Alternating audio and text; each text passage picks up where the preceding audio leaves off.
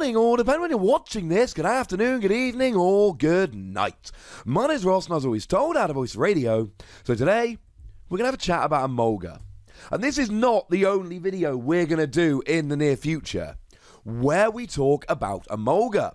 You see, Emolga's been popping up in a bunch of decks in Japan, and that's not that weird. Except the decks in which it's popping up are Lost March decks, which is a little bit weird. Shout out to the lovely Waleed Reed over on Facebook, apologies for the pronunciation, who did share a bunch of lists, and I've also received a whole bunch of questions over the last week or so of people saying, Wassy, is Emolga actually good in Lost March? And now that these lists have been shared by Waleed, I thought, right, probably time we had a chat about it. So, Lost March as a deck then is, I'm going to be honest with you, it's a fairly straightforward deck. What you have is Jumpluff, and Jumpluff's got a lovely attack for just a single grass energy that says this attack does 20 damage for each of your Pokemon, other than Prism Star Pokemon, in the Lost Zone. Okay, so how do we get Pokemon in the Lost Zone? Well, we've got Skiploom. Skiploom's amazing. This has got an ability, when you evolve up into Skiploom, you can search your deck for a Jumpluff, switch Skiploom for Jumpluff, and then put this into the Lost Zone. So there's Skiploom and your Hoppip, and yay! Now there are 2 Pokemon in the Lost Zone. But they're only a stage 1, so hopefully by turn 2 or 3 you can have 8 Pokemon in the Lost Zone. Then, of course, you've got Trumbeak, and Trumbeak is an evolution. You don't have to play the basic. That's really good. And the ability here says, if this Pokemon is in your hand, you may look at your opponent's top card of their deck and then put this Pokemon in the Lost Zone. If the card is a supporter card, that goes in the Lost Zone as well. So now, 4 Trumbeak instantly go in the Lost Zone, and now that's potentially up to 12, and you're basically rolling. But it's not always enough. There's not always enough Pokemon in the Lost Zone. So what we do is we play Lost Mixer. And Lost Mixer is a great little card, Lost Blender, as it was translated over here. And it lets you just put 2 cards from your hand into the Lost Zone and draw 2 cards. Here's the thing though, if we look at your standard Lost March list, the majority of Pokemon are Hoppip, Skiploom and Jumpluff, and Trumbeak. Oh, also I should mention Natu. Natu is your backup attacker.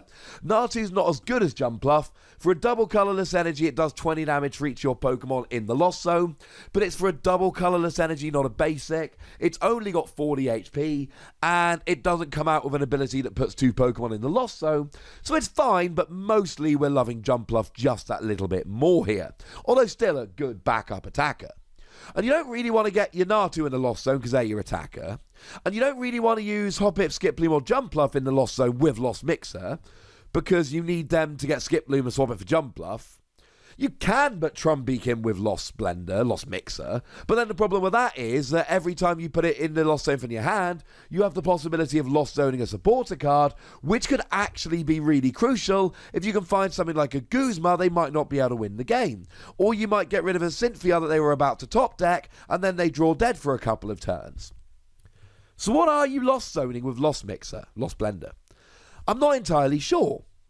Sometimes these decks play Marshadow as a one-off that are played to put your opponent down to a new hand of 4, which hopefully will disrupt them. Maybe you're playing one Tapu Lele, and I will say, if you're playing a Tapu Lele and you don't need to use it in the early game, then you can probably pop it in the Lost Zone and it's fine. You really don't want Tapu Lele on the bench in this deck because you're really focusing on non-GX single prize Pokemon. So what you really don't want to do here is leave this on the bench ready for it to be Guzman and give up 2 prizes. So Lost Zoning it's really cool. And then you often see them playing a Rangaroo, but the problem with Rangaroo is you need it on the bench to draw some cards. And then we end up in this awkward situation of, okay, we're playing this, but I don't really know what we're putting into the Lost Zone. Well, ladies and gentlemen, in comes Emolga. Emolga is absolutely great. Because what Emolga does, it's got an ability, Nuzzly Gathering. Once during your turn, you may search your deck for a Pokemon that has a Nuzzle attack, reveal it, and put it into your hand. Yeah. So essentially here, what you do is you try and get one Emolga onto the bench, and then you keep using the ability to drag an Emolga from the deck into your hand. Emolga here is in the deck for the pure purpose of just getting into the lost zone. So you don't mind lost zoning it. And what's better is it searches itself out. Then what you could do here beautifully is use one Emolga to search out a second, bench that, and then the turn you draw into Lost Mixer, you can search out 2 Emolga at once and get them both into the Lost Zone. What is more likely here is that you're going to bench 1 Emolga and then either Lost Zone that with another card you don't mind Lost Zoning, or save it up and when you've got a couple in hand, Lost Zone both of them.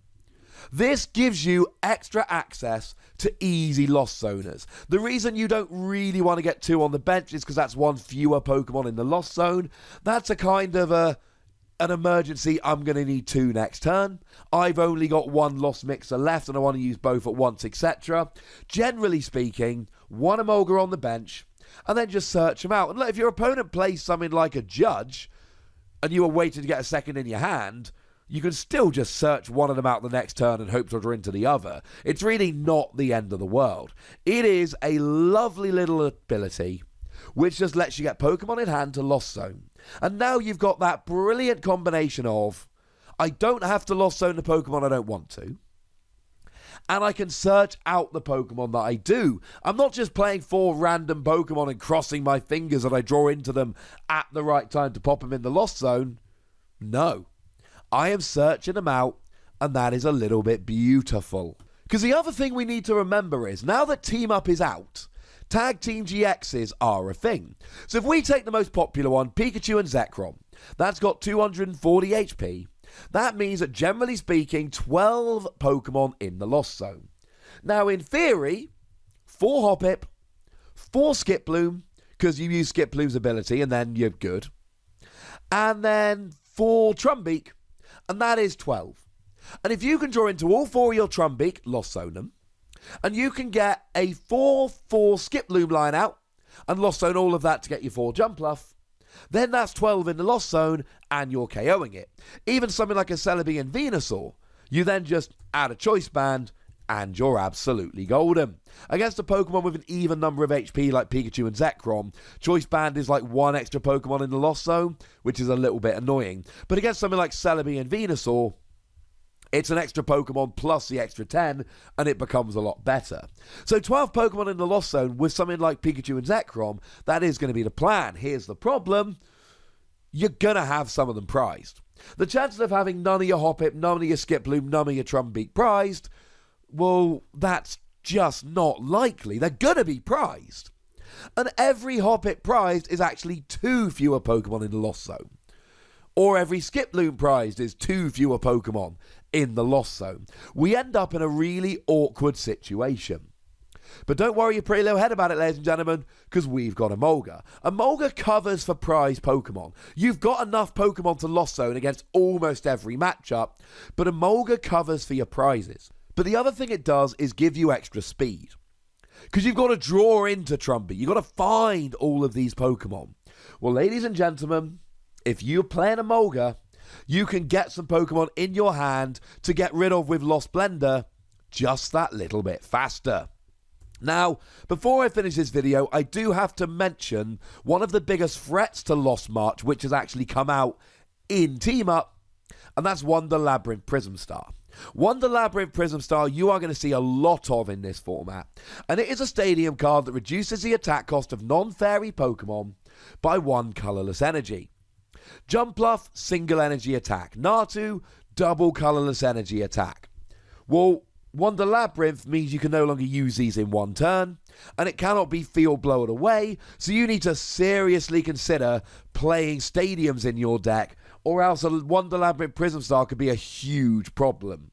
Most people are choosing to play Sky Pillar here, because it prevents all effects of opponents' attacks, including damage done to bench Pokemon, and that means spreading Pokemon like Tapu Koko, they get turned off.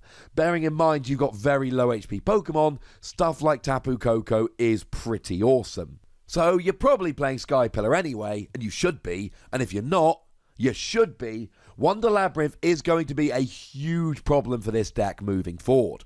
But make no mistake about it, Emolga is a Pokemon that initially seems to have nothing to do with this deck.